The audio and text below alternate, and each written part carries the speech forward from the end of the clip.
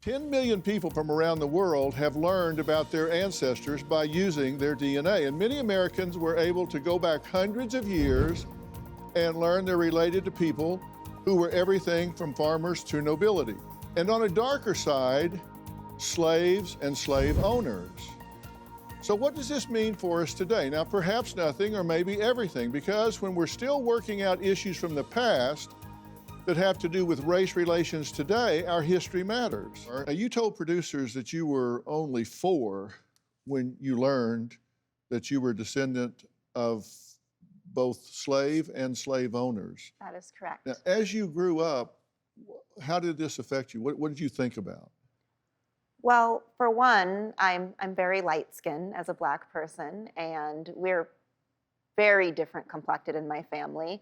And I always wondered about it. And growing up, I would go to school and people would wonder what my race was and where I came from. So I think at a very young age, I was curious. And since my parents knew so much about our family history and they wanted me to know the truth, they told me right away, you are the offspring of this woman, here is her picture, and this man, and they told me everything. So there was a slave owner and a slave, but apparently this was a relationship that wasn't totally toxic because, as you say, this reparation was made voluntarily, right? Yes, I believe that my second great-grandmother, Florence, did have some sort of positive relationship with her father because, when she asked for help, he would give it to her.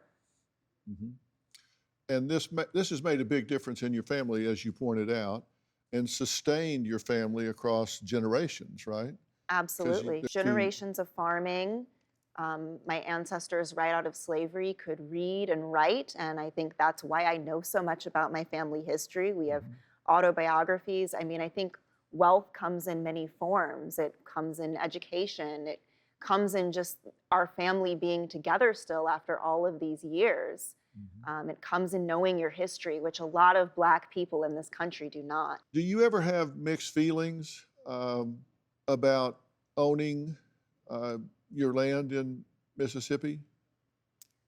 I don't necessarily think I have mixed feelings, but I do know that it is a privilege, and most Black people in this country did not get that privilege. And I'm a firm believer that when you have privileges, you should use them to help others. So traditionally, this land in my family has always been land that has helped the community. And now that I have kind of taken over everything, I will do the same. Let me start with you.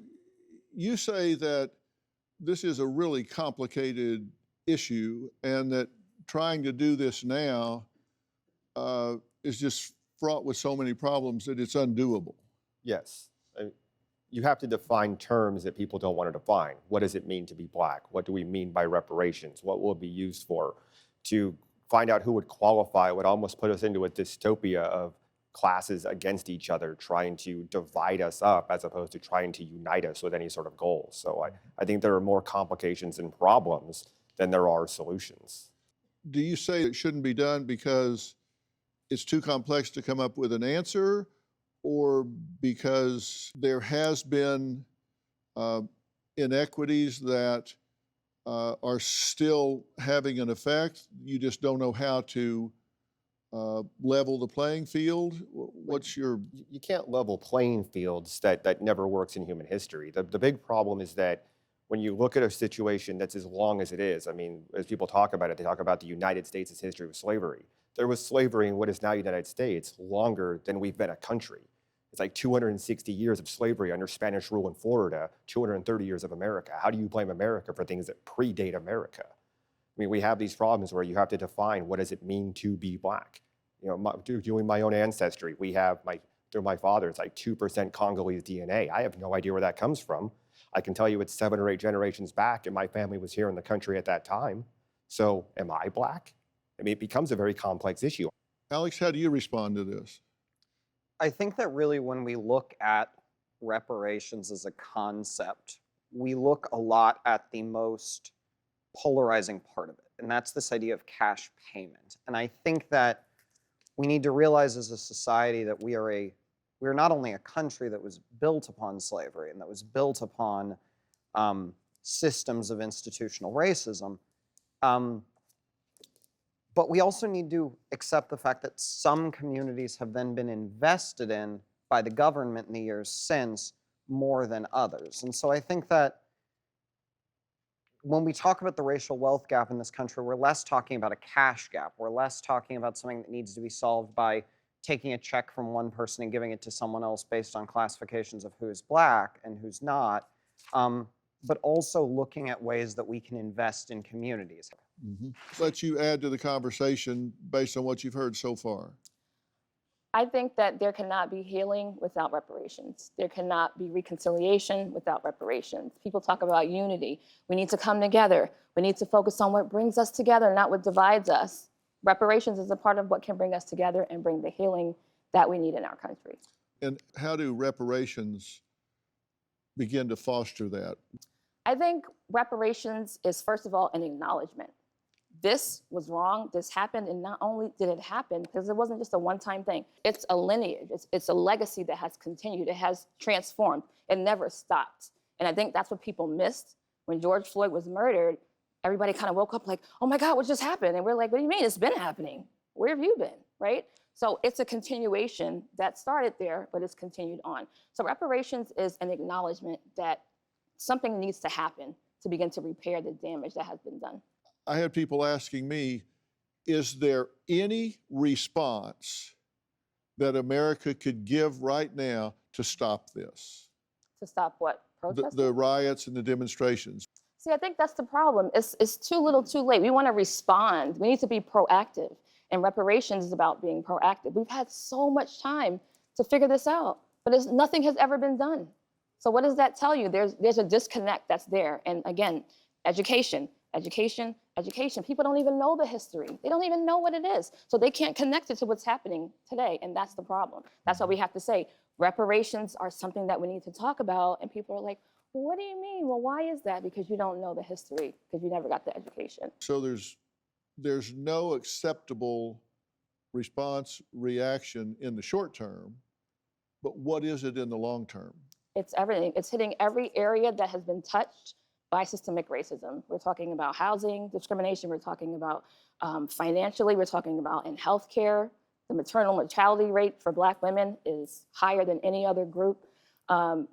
Everything that's been touched by it in our society, which has basically been embedded into the fabric of our society, it has to be addressed in every single area. It's not just a check.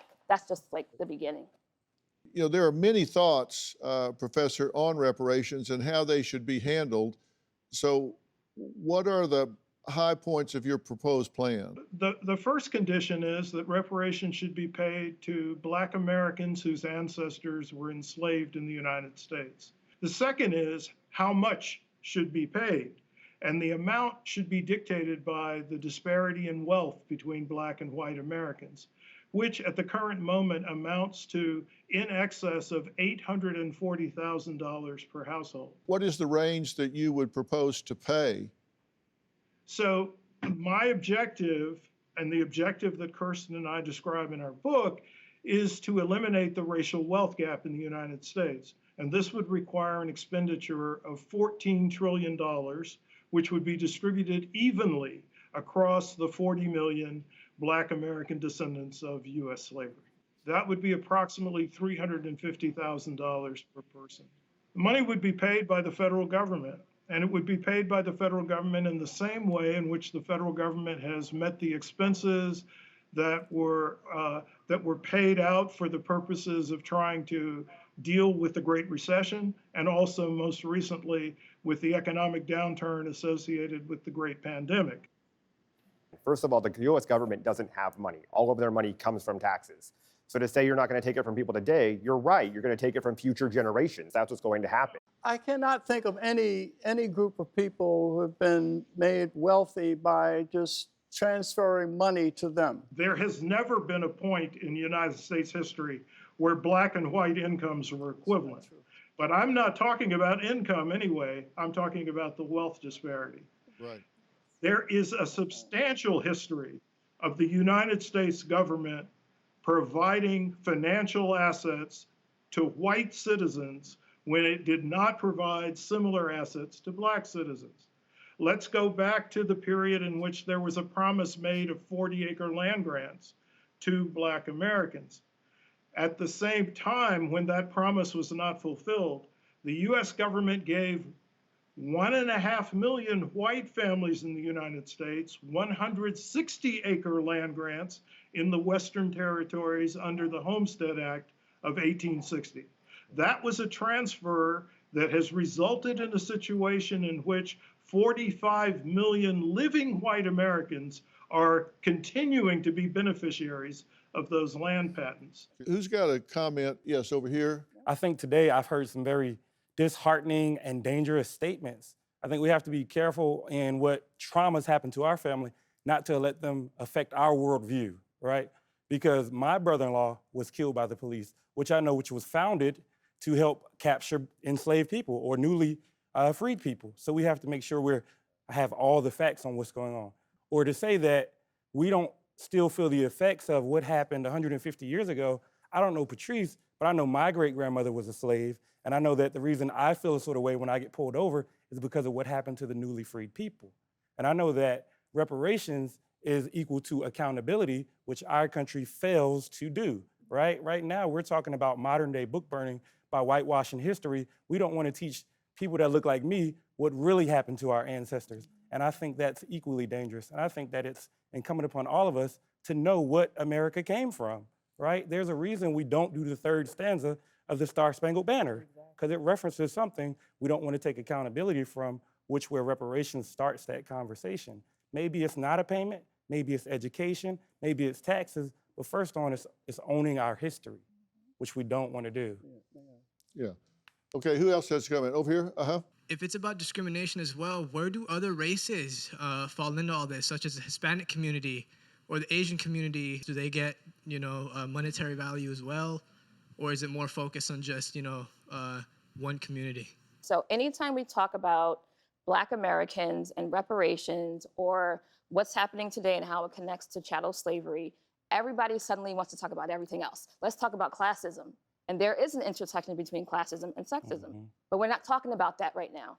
Now you want to say, well, what about everybody else? This is what happens. This is why nothing has been done all this time, because we can't stay focused on one issue at a time. We're talking about something very specific that we want to address that has not been addressed. So we need to face that first.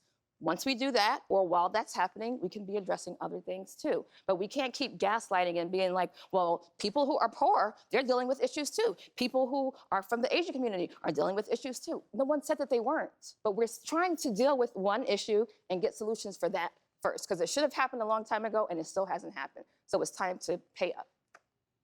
I agree. It has to start somewhere, We're not even starting. but We it keep has to getting start distracted. somewhere. I said at the beginning we weren't going to solve this, but hopefully we're going to have a serious and thoughtful conversation. I really appreciate all of y'all doing that. That's what we need. We need more conversation, not less. We need to be able to talk about these things and hear each other and not jump up and say, you said something wrong, I'm going to cancel you, I'm going to get all over you. No, instead, we had an intelligent conversation and we kept the conversation going, and I hope we can have some more conversation because this is important. It matters. Do you have a story or a question for me? Click the link in the description and tell me what in the world is going on.